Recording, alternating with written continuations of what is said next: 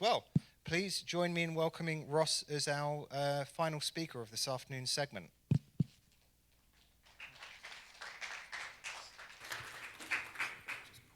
Just push that. Yeah, that's it.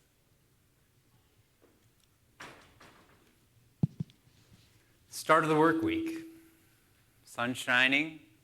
We've got our to-do list primed. But we have to recognize the reality, which is siloed structures and piecemeal processes. Look over here. We've got some back and forth over what is the strategy we should go after, one for our providers or our consumers. And this is a content writer caught in the debate around what the data is telling us about what material should be prioritized for what channels. I've seen this.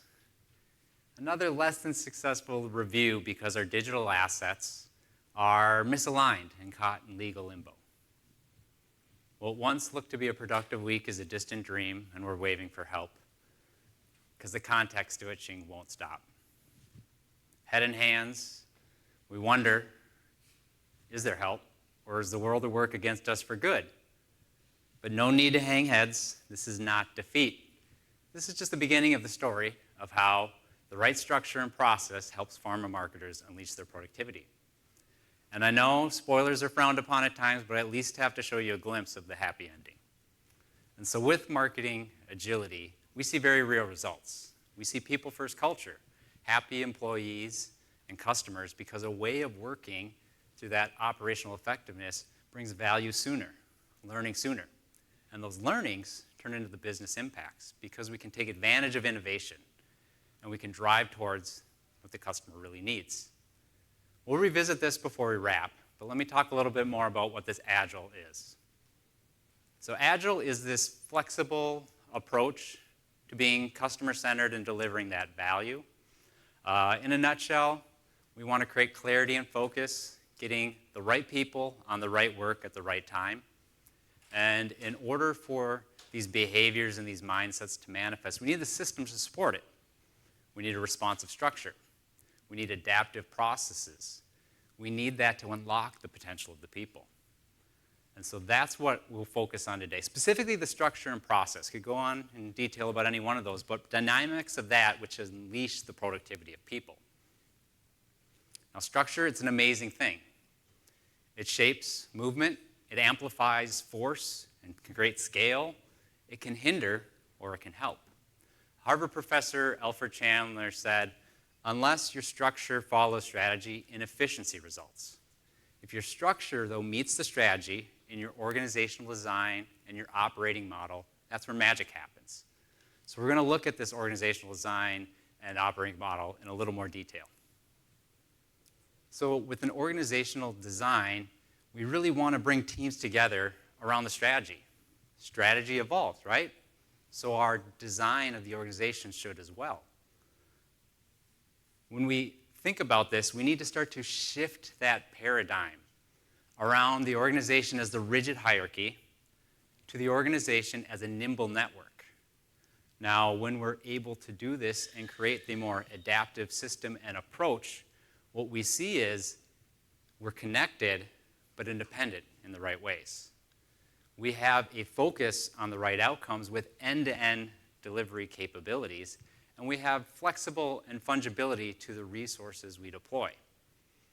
Now, this is a bit of a high-level look, but if we look at more of how does this actually manifest for something like a pharma marketing org, what we'll see here is an agile marketing model.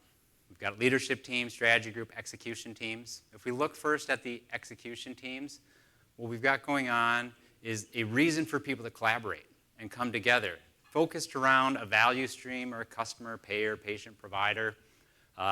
What they then come together around is that cross-functionality. So we've got campaign planners, strategists, copywriters, so on, working together, and they have KPIs to prioritize their work and decide how they're going to deliver it. If we move down to that strategy group, this is a group that sits in the middle, but they're more than just middle people. This is where they help bring that strategy to life, as the name entails. So we're talking about taking strategic direction from the leadership team so it can be guidance to the execution teams. We're talking about taking impediments that are at the organizational level from execution teams and bringing to the leadership team's attention. You've got leaders and strategists, subject matter experts from the likes of compliance, legal, field representatives, coming together to stay connected so that they can enable the broader system with reprioritization, replanning, so on. And then last but not least, the leadership team sets that strategic vision. They set those objectives. They remove those impediments I mentioned. And they're consisting of executives and select members of that strategy group who really come together then more at that organizational level, work across business units. You're going to see on the side there's that pack. When you get enough scale to it, what you've got is collections of those strategy groups and execution teams around brands or offerings. So they might be focused on something like heart health or chronic care conditions. And what you really get here is now leaders, team members, able to use something like an operating model to go after the most important work. So when we talk about an operating model, Tony Robbins says where focus goes, energy flows. And that's what we're trying to create here. In an operating model, we want to connect that focus and that flow and that energy.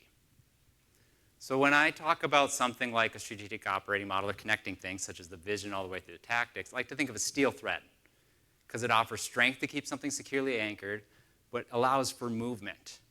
Now, when we think about something like our long-term strategies all the way down to our short-term deliverables, let's think about a magnified force. We're braiding those steel threads together like a cable. Think of a suspension bridge. It's bearing the tension because we want safe passage of something like our precious campaign cargo. That's what we want out of our operating model, moving with speed and purpose so that we can get from one end to the other despite internal or external circumstances. Now, when we layer this across a time horizon, we can start to see how we get that incremental value. We also see that steel thread coming into play across the levels and layers where we've got leadership teams taking their vision, strategy groups connecting into it to turn it into a strategic outlook, quarterly objectives, and those execution teams connecting in to break down the deliverables, break them down to weekly and daily tactics, and it all starts to work together and humming along. Now, with this, we can now start driving these people towards a flowing of the work in the right way. And what we mean by the right way is flowing the work to a team, not individuals flowing around it. And why that's important, because it's pretty plain and simple. Networks and teams are more effective than individuals and silos. And when you get this working, you can start to harness that at a greater level as teams, as collectives, using the right process. So the right process helps create a strength and stability in the system to drive towards your strategic priorities. Similar to structure, you want your process to be strong, but not rigid. You want it to be flexible, but not break. When you look at a good process, it improves work that flows through it. A bad one, though, can frustrate the brightest people and destroy the most brilliant system. When we look at the right process, we want it to have VIP treatment. And what I mean by that is visualized, iterative, and prioritized. Seeing is believing. And when we talk about an agile way of working, we talk about specifically a backlog and a board. Backlog is not where work goes to die. A backlog, in an agile sense, is actively managed. What its purpose is to help that team look at the right work at that right time. We want the backlog to be representative of all the work. So that's the campaigns, those deliverables, experiments, maybe even future ideas.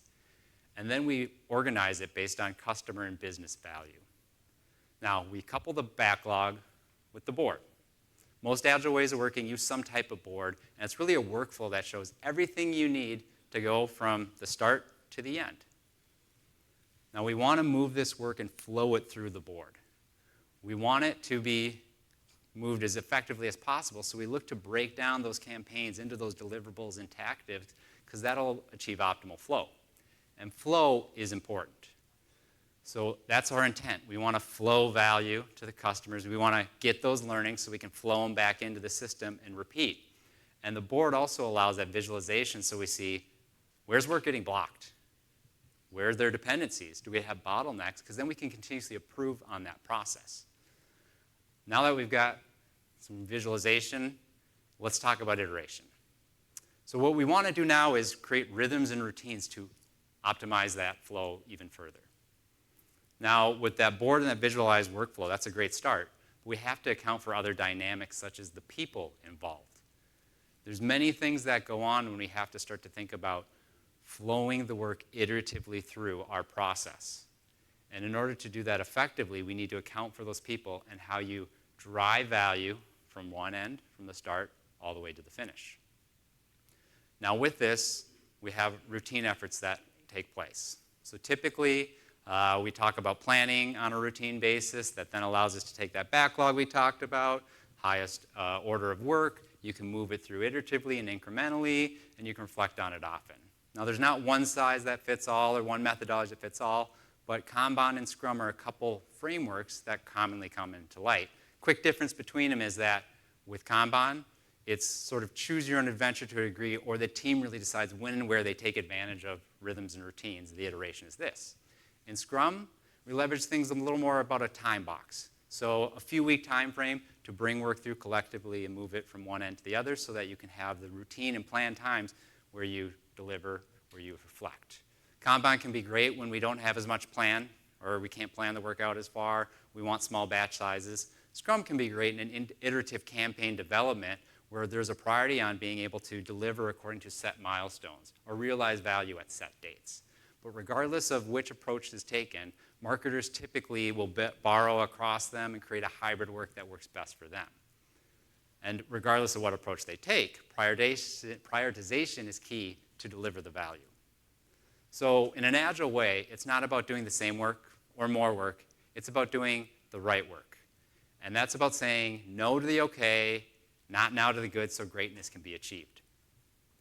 Now, there's no shortage of prioritization frameworks out there, from simple to complex, but you want to focus in on what is the data you have available and what level of validation do you need in order to align around what's a high-value item.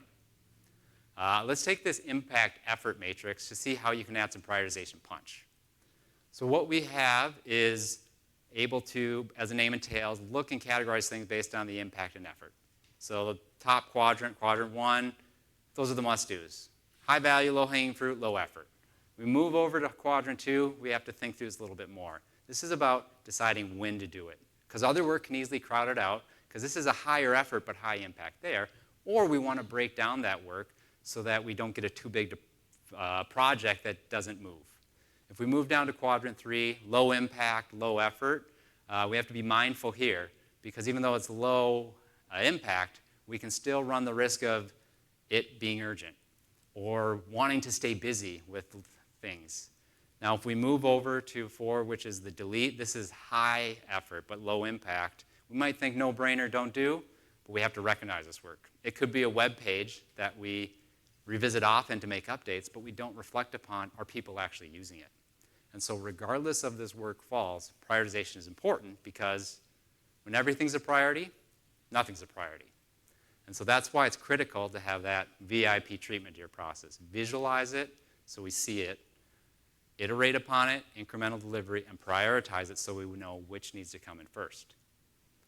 And when we get that right structure and right process, we are able to unleash the productivity. And with this agile marketing story unfolding, it's time for us to revisit that happy ending. So there's many things written out about the benefits of agility, but this slide is specific to what I've seen with pharma marketing organizations bringing marketing and agility together. It's not like clockwork, but I have seen a sequence to how this plays out. So if we look at 12 o'clock first and move on, we do see the people impact come first typically. Happy employees, improvements to that morale, because there's a way of working that's engaging, leading directly to delighted customers because they're receiving value sooner. They're seeing iteration based on the feedback they share and those learnings, which feeds into, we pass 6 o'clock, we're getting the operational effectiveness. High value work, removing of the low value. We're eliminating waste in what we're delivering, as well as saying no to the high impact or the high effort work.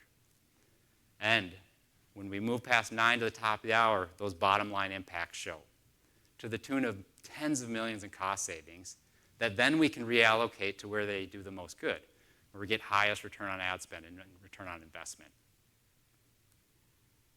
So This is about getting the right people collaborating on the right work through a prioritized and visualized manner at the right time with proper prioritization. And we get this when we have that right structure and that right process unleashing the productivity of the people.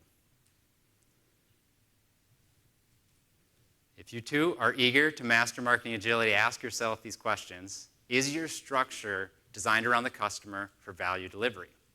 Is your process getting that VIP treatment, visualized, iterative, prioritized? And with the productivity you're seeing, are you harnessing in what matters most? Seeing people shine, having your operations thrive, and business boom. To get some of these answers and also write your own marketing agility story, we provided a few resources. You can scan the QR code. We've got a URL down there as well. And what you'll find here is a pharma marketing transformation success story. We've got a set of resources on an Agile Marketing Quick Start Guide. Goes deeper into what I talked about today, as well as going into additional comments like things like work in progress limits or the risk of context switching and multitasking. Also, if of interest, you can book some time with me. I'm always happy to have follow-up conversations. On that note, we're probably running to break, but I'm here afterwards, happy to have conversations now or later, hear your perspectives and thoughts. Sort of on that topic, my colleague Shannon and I are here. If you have reactions, we'd love to talk to you. If you'd even be willing to record, love that. We'd be very wanting to share such things on our social. For that time and energy you spend, we also would be able to give a little of a swap and provide you a bottle of champagne, or if you that's not quite your cup of tea, we've got other things like a book on mastering marketing agility. So in closing, thank you and cheers to unleashing productivity with marketing agility. Thank you, Ross. Wonderful. So we're going to hop right in.